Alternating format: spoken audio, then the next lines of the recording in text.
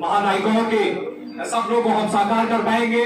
मैं बहुत ज्यादा ना बोलते हुए अगली कड़ी में सीधे समर संस्कृति आंदोलन के संयोजक पूज्य भंते सुमित रत्न थेरा जी को आमंत्रित करना चाहूंगा और उनके मुखारबिंद से हम सब इस समाज के लिए जो कुछ भी कर सकते हैं वह सब असंकल्पबद्ध होने का प्रयास करेंगे। मैं सीधे सुमित रत्न थेरा जी की ओर मुखातिब होना चाहूंगा कि वे सुमित रत्न थेरा जी।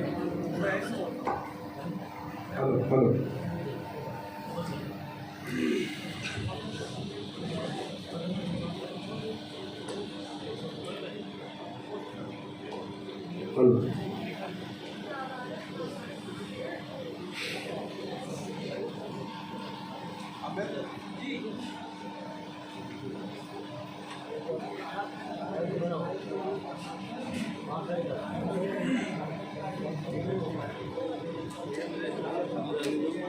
सर्वप्रथम महाभैषज्य गुरु तथागत भगवान बुद्ध को नमन करते हुए उपरांत हक वंचित असहाय कमेरा और इस बहुजन समाज में पैदा हुए जन्मे हजारों और सैकड़ों संतों गुरु महापुरुषों को नमन करता हुआ हम सबके मसीहा बोधिसत्व बाबा साहब और आज के इस कार्यक्रम में पधारे इस जनपद के सभी भद्रजन बौद्ध भिक्षुगण और बाबा साहब का खून राजरत्न अम्बेडकर जी और दूर दराज से पूरे रायबरेली के सभी राजा महाराजा आए हुए हैं।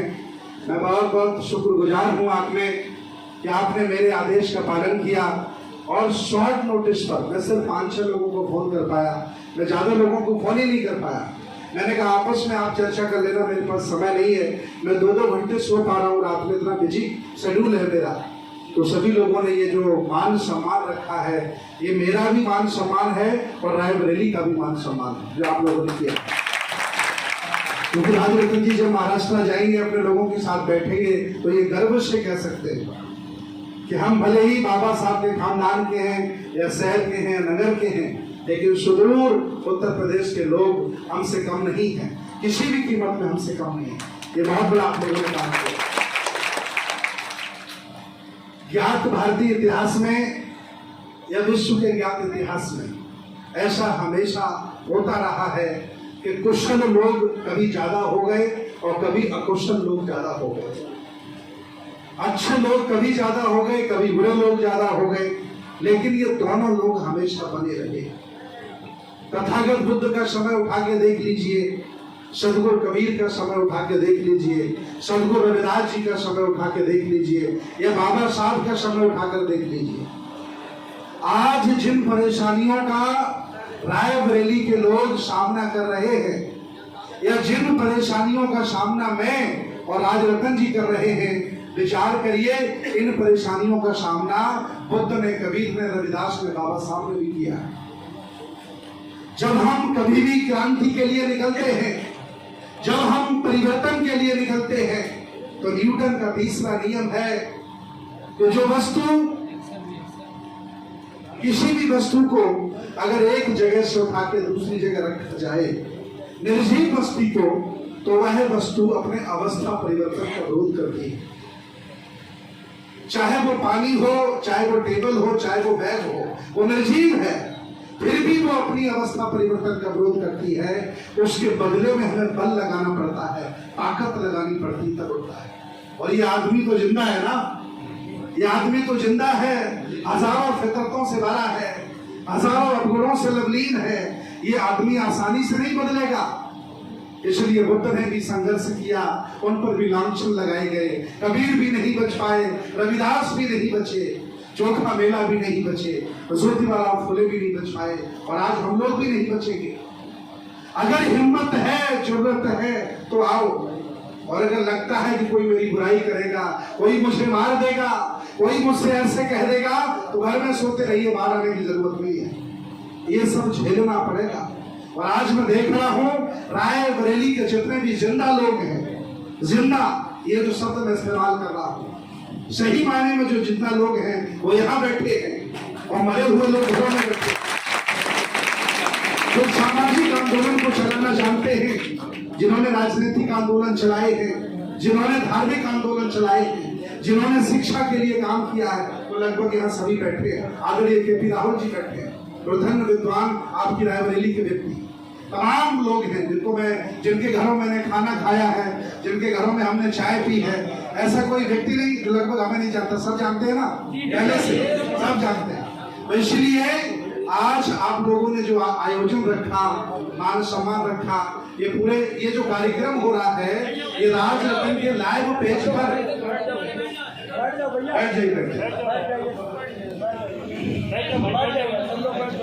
ये जो कार्यक्रम रायबरेली के बुद्ध विहार में हो रहा है, इसे इस समय वर्तमान में 38 देशों के लोग देख रहे हैं। कितने देश? 38 देशों के लोग देख रहे हैं। मेरे सोशल मीडिया पर 18 देशों के लोग जुड़े हैं और राज रतन जी के साथ 40 देशों के लोग जुड़े हैं। Australia, Canada, Germany, France, America, हर जगह के जो जिंदा लोग हैं, जो बुद्ध की संस्कृति से, बाबा साहब के आंदोलन से मोहब्बत करते हैं, वो देख रहे हैं कि चलिए मैं नहीं तो क्या, मेरे तो शेर हैं जो काम कर रहे हैं। और आप भी उसी शेर की गिनती में आ गए हो ना, निकल के आ गए, जिंदा हो ना, हमारे लोग घरों में बैठे हैं। आज सुबह हमसे एडीएम कह रहा गाजीपुर का कि मैंने आपका प्रोफाइल देख लिया है, आपका काम आंदोलन का है और आपको जेल भेजेंगे। मैंने कहा मैं आ रहा हूं और जेल पूरी खाली करवा लीजिए, नई बनवा लीजिए, 1000 लोग गिरफ्तारी देंगे। और देखता हूं एडीएम साहब अगर तुम्हें हिम्मत है तो हमें गिरफ्तार करें। एडीएम साहब फोन बंद कर लिए हैं। मैं पूछ रहा हूं कि टाइम बताइए कब आ रहा है। मैंने कहा हिम्मत नहीं थी, क्यों झगड़े हमसे। मैंने एडीएम साहब से कहा, मैंने कि योगी बाबा के और हमारे एक ही जैसे कपड़े हैं, नाम ही बदला हुआ है, नाम ही अलग अलग है, विचारधारा अलग अलग है। हमने कि ज्यादा पंगा मत लीजिए हम लोगों से। डर गया बेचारा वो एडीएम, हमको गिरफ्तार कर रहा है। कोरोना के काल में बिना अनुमति के आप कार्यक्रम कर रहे हो। मैंने कहा कोरोना जब नहीं है तब भी कोरोना चल रहा है, तुम्हारा जीने नहीं दोगे क्या हमें? न खाने दे रहे, न जीने दे रहे, न कि करने दे रहे कुछ। ऐसी स्थिति में हम लोग लगे हैं, संघर्ष कर रहे हैं। और मैं आज बता दूं सभी राजा महाराजाओं को एक बात जो महत्वपूर्ण है कि एक बेटा पिता की संपत्ति की जिस तरह से रक्षा करता है, एक लायक बेटा पिता की संपत्ति की जिस तरह से रक्षा करता है, उसी तरह से बुद्ध की विरासत की रक्षा करने की जिम्मेदारी मेरी है। एक दौर था, मैं ले जाना चाह रहा हूं आपको, राजा बिंबिसार के जमाने में, राजा प्रसेनजीत के जमाने में, राजा अजातशत्रु के जमाने में एक दौर था कि राजे महाराजे तथागत भगवान बुद्ध से स्वयं मिलने आते थे। और आज हमारी धार्मिक विरासत का, हमारी सामाजिक एकता का इतना ह्रास हो गया है कि 2 कौड़ी के नेता हमसे कहते कि मेरे घर आ जाइए, चाय पी लीजिए। ये मेरा ह्रास हुआ है। इसलिए अपनी पुरानी स्थिति वापस लाने के लिए, अपना पुराना धार्मिक गौरव वापस लाने के लिए मैं विचारधारा को फैलाने का काम कर रहा हूं और व्यवस्था परिवर्तन, जो सत्ता परिवर्तन के लिए लगे हैं वो मेरे लोग हैं, उनसे मेरी कोई झगड़ा नहीं है, उनसे कोई लड़ाई नहीं है। हम आपके साथ खड़े हैं। आप ईमानदारी से आप अपना काम करते रहिए और मुझे मेरा काम ईमानदारी से करने दीजिए। और मैं कोई अलग से नहीं कर रहा हूं। 2500 वर्ष पहले तथागत भगवान बुद्ध ने कहा था, शरख भिक्ख विचारिकम, बहुजन हिताय, बहुजन सुखाय, लोकानुकंपाय। 2500 वर्ष पहले भगवान बुद्ध को भी ऐसे भिक्षु पसंद थे जो गांव-गांव, गली-गली, नगर-नगर, शहर-शहर जाकर के विचारधारा और उपदेशों का प्रचार करें। मैं ईमानदारी से कर रहा हूं कि नहीं कर रहा हूं? और याद रखना, जिन्होंने मुझे श्रामणेर बनाया था आज के 26 साल पहले, वो बंदे जी मेरे बीच में नहीं है। उनको कैंसर हो गया था, उनकी डेथ हो गई। वो एक स्टेटमेंट दिया करते थे, जब नाराज हुआ करते थे, कहते थे एक जगह रुका हुआ पानी और एक जगह ठहरा हुआ भंते दोनों सड़ जाते हैं। इसलिए भंते अगर जिंदा रहना है तो एक बुद्ध विहार पर 10 दिन से ज्यादा मत रुक जाना। उपासक नफरत करने लगेंगे, तुमसे ईर्ष्या करने लगेंगे, तुम्हारे शब्द तुम्हारे खराब हो जाएंगे, भाषा तुम्हारी बदल जाएगी, तुम्हें फ्रिज से मोह हो जाएगा, तुम्हें टीवी अच्छी लगने लगेगी, बाथरूम में कोई घुस न जाए ताला लगाने लगोगे। इसलिए मोह पैदा हो जाएगा। इसलिए ज्यादा मत रुकना। और कहते थे, वो भंते जी कहते थे कि बौद्ध भिक्षु जब घर में खाना खाने आए तो उनसे पूछा जाए हाथ जोड़कर कि भंते जी, 1 महीने में आपने कितने गांव में धर्म देशनाएं की? अपमान नहीं करना भंते जी का, पूछना है। क्योंकि जब तक आप होश में नहीं आओगे तब तक आपके भंते भी होश में नहीं आने वाले। यहाँ उपासक भी बेहोश है और भंते भी बेहोश हो गए हैं। इसलिए ये दोनों गाड़ी के पहिया है, उपासक और भिक्षु, और दोनों बढ़िया होंगे तभी धर्म आगे बढ़ेगा। इसलिए मैं चाहता हूँ आप सब लोग भिक्षुओं से काम लीजिए, कार्यक्रम लगाकर उन्हें धर्म देशनाम बुलाइए, इनका पसीना निकलवाइए जैसे मेरा निकल रहा है। पर डे 1 kg पसीना निकल रहा है ना, रोज निकल रहा है। उन्हें जगह जगह घुमाओ ताकि प्रचार हो। गली मोहल्ले में भिक्षु जाते थे, धर्म फैल गया। आज उस चीज की कमी है कि नहीं है? बाबा साहब ने कहा था अपने एक स्लोगन में कि नायक पूजा लोकतंत्र के लिए घातक सिद्ध होगी। नायक पूजा, राजरत्न जी से हमने कहा, मैं बार बार कहता हूं कि हर जगह ये कहो कि मेरी उम्र 15-20 साल होगी, 50 साल होगी, 100 साल होगी, हम संसार से चले जाएंगे। लेकिन ये जो विचारधारा है ये 2500 साल से चलती चली आ रही है। मुट्ठी भर लोग इस देश भारत के विचारधारा को आगे करके शासन कर रहे हैं और हम नायक पूजा करके ऐसी तैसी मना रहे हैं। 85% लोग हम भारत के मोहताज हैं। कहीं बैठने को जगह नहीं, जाने को जगह नहीं, कोई घुसने नहीं देता। खा रहे हैं, सो रहे हैं और मरे जा रहे हैं। इसलिए कहीं न कहीं कमी हम कर रहे हैं, कहीं न कहीं हमसे अपराध हो रहा है। और वो सबसे बड़ा अपराध है कि हम विचारधारा पूजक नहीं है, हम नायक पूजक बन गए। और नायक अगर खराब निकल जाए तो हजारों लोगों की जवानी खराब हो जाती है। इसलिए विचारधारा ज्यादा महत्वपूर्ण है, संगठन महत्वपूर्ण नहीं है, व्यक्ति महत्वपूर्ण नहीं है, ये सेकेंडरी है। विचारधारा के साथ जुड़िए। और ये विचारधारा कोई बुद्ध से और बाबा साहब से ही नहीं है, बीच में बहुत लोग पैदा हुए हैं। अध्ययन करिए, मैं आया था यहाँ, आप लोगों के बीच में बताया था कि अकेले अकेले मत खड़े रहिए। ये बहुजन समाज की तमाम जातियां हैं, उन घरों में तमाम राजे महाराजे संत गुरु महापुरुष पैदा हुए हैं। उनका इतिहास जानिए, उनकी बातें लेकर उनके मोहल्लों में जाइए। आपको खुशी होगी कि मैंने किसान आंदोलन में पहुंचकर, मैं जब पहली बार गया तो जाट हमसे बोले राधे राधे बाबा। तो मैंने कहा मैं क्या बताऊं उनको, मैं तो आंदोलन में आया। भाई उनको क्या पता, जैसे बाबा योगी वैसे हम। बोले आपकी भी छोटी नहीं, उनके भी छोटी नहीं, एक ही बात है। मैंने जाटों को समझाया मैंने कि मट्ठा पी लो आप कम से कम 1 लीटर, इसके बाद आपका दिमाग ठंडा होगा, फिर समझाएंगे तुम्हें। जब मंचों पर हमने वहां बोलना शुरू किया और बोला नमो बुद्धाय जय भीम, तब उनके समझ में आएगा तो मामला दूसरा लग रहा है।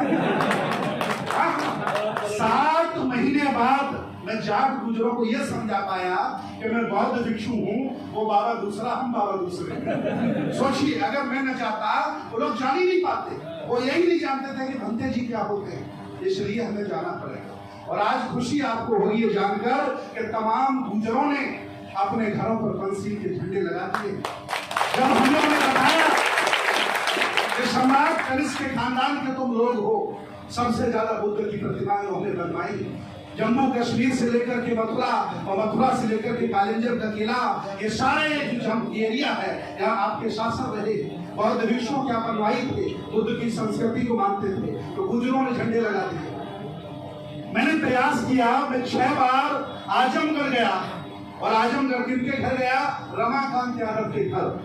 और मैंने रमाकांत यादव जी से कहा, मैंने कहा आप जैसा बाहुबली आदमी जो 40 राइफलें लेके चलता है और 10-20 गाड़ियां लेकर के चलता है, आप जैसा बाहुबली व्यक्ति ब्राह्मणों के कलावे से डरता है, आप में कलावा काटने की हिम्मत नहीं है, क्या यादवों को आप समझाओगे? उस व्यक्ति के समझ में आ गई। और रमाकांत यादव ने कलावा काटा कि नहीं काटा? मेरी मेहनत समझ में आई कि नहीं आई? ये सब काम हमें करने पड़ेंगे। अगर हम लोगों को नहीं जोड़ेंगे तो कोई क्यों तुम्हारे साथ जुड़ेगा? जब भी धर्म का कार्यक्रम हो, मिशन का कार्यक्रम हो, जयंती मनाई जाए, बहुजन समाज के प्रति एक व्यक्ति को निमंत्रण दिया जाए। और जब वो आएंगे, सुनेंगे, समझेंगे, तब आपसे भाईचारा होगा। और जिस दिन बहुजन समाज बन गया उस दिन ये बौद्धमय भारत बनने से कोई रोक नहीं सकता और आपको शासक बनाने से कोई रोक नहीं सकता। जातियां मजबूत करोगे, रायबरेली के लोगों, जातियां मजबूत करोगे तो कोई नेता तुम्हारे वोटों से MP MLA हो सकता है। जातियां मजबूत करोगे तो कोई जाति का संगठन बना करके माला पहन सकता है, लेकिन अगर समाज मजबूत करोगे तो तुम शासक बन जाओगे और आने वाली पीढ़ी आजाद हो जाएगी। इसलिए समाज बनाना पड़ेगा।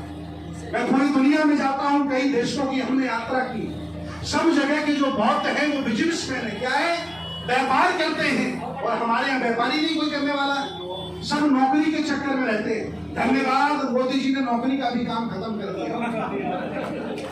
अरे और भी कुछ करिए ना, आपदा में अवसर तलाशा उन्होंने। धीरे धीरे हम चाहते हैं कि मेरा समाज जो बाबा साहब चाहते थे, सामाजिक हो आगे बढ़े, धार्मिक आगे बढ़े, राजनीतिक आगे बढ़े, आर्थिक आगे बढ़े, सरकारी सेवाओं में आगे बढ़े और जुडिशरी में आगे बढ़े, मीडिया में आगे बढ़े और ग्लोबल जो बाबा साहब ने हमें जातियों में निकाल करके बुद्ध का धर्म दिया, अगर हम बौद्ध हो जाए। आज राजरत्न अम्बेडकर जी आपके साथ बैठे हैं, विश्व फॉलोशिप जो कई देशों का संगठन है, वर्ल्ड ऑर्गेनाइजेशन बुद्धिस्ट एसोसिएशन, उसके आप मेंबर हैं, मैं भी मेंबर होने वाला हूँ।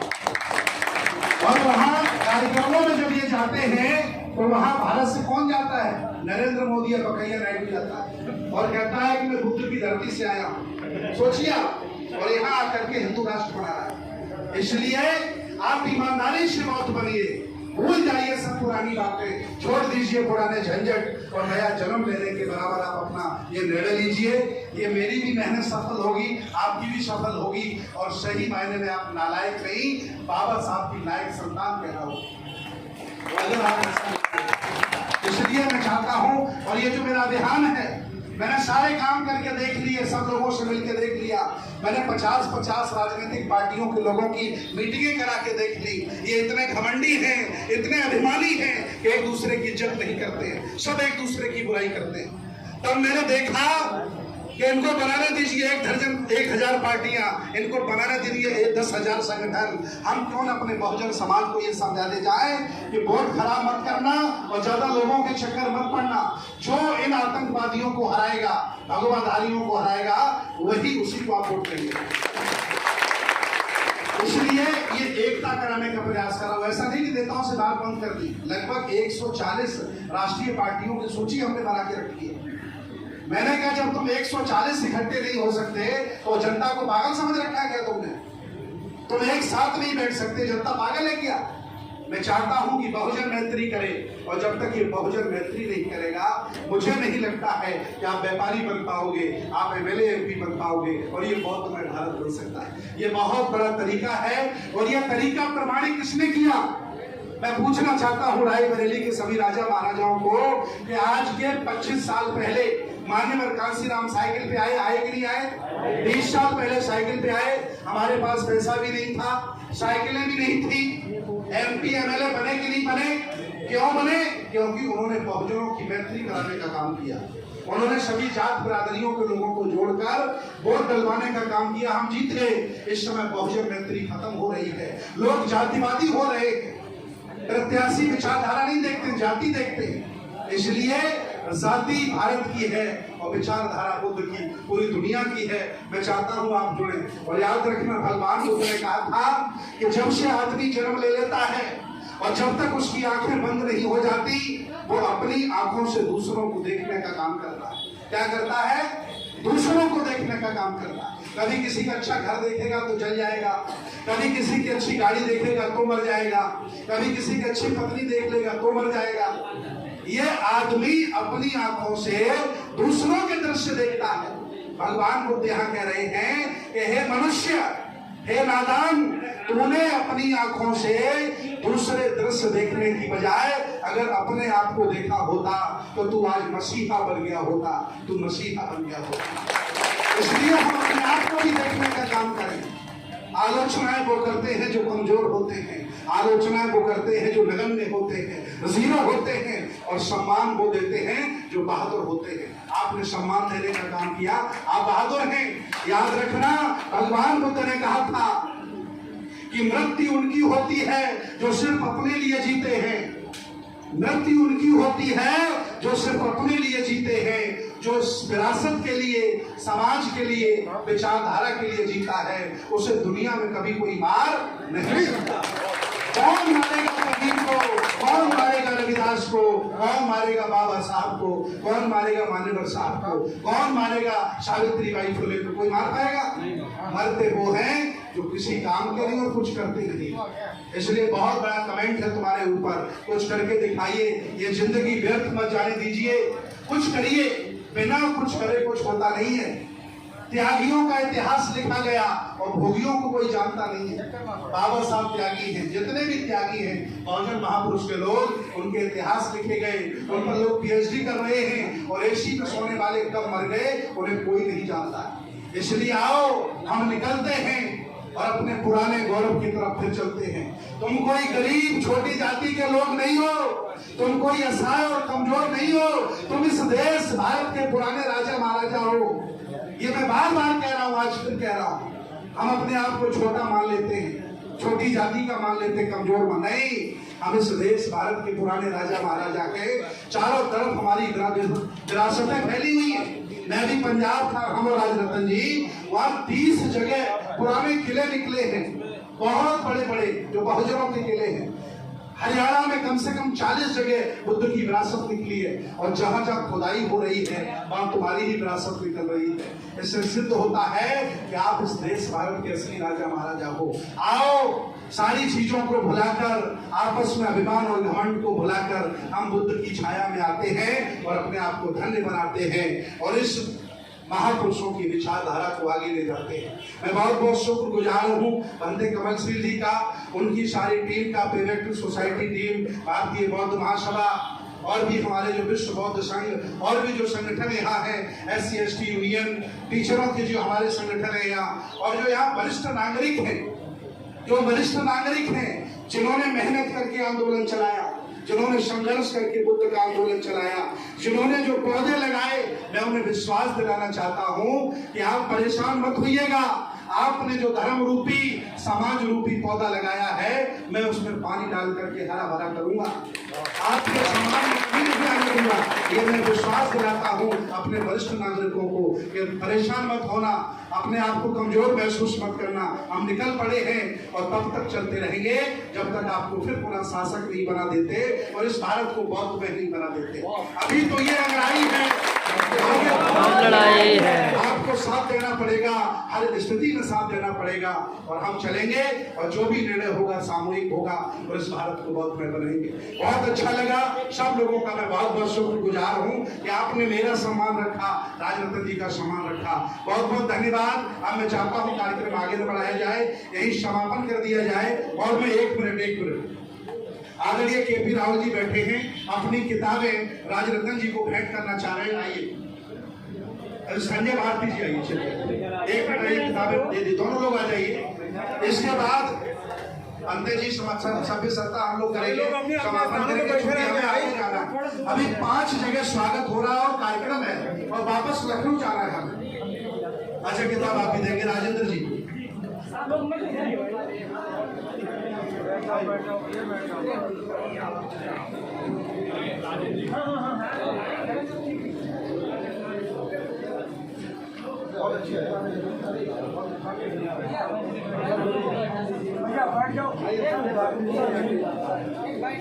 बैठ जाइए भैया, बैठ जाइए, बैठ जाइए भैया, लाई लाई लाई